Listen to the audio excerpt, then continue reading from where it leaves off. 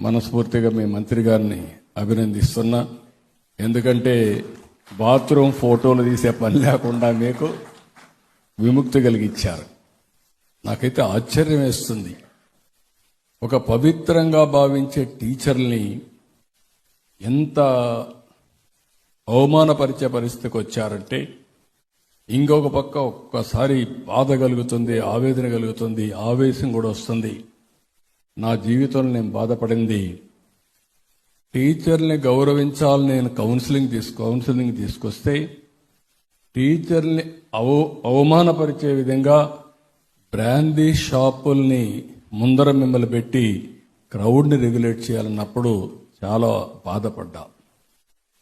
మీరు ఎంత బాధపడతారని నేను ఆలోచించాను.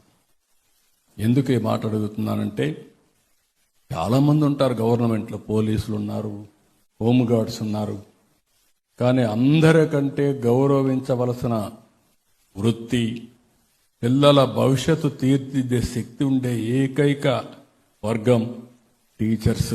అలాంటి టీచర్లు గౌరవించవలసిన బాధ్యత ప్రతి ఒక్కరిపైన ఉందని చెప్పి కూడా నేను మీకు తెలియజేస్తున్నా.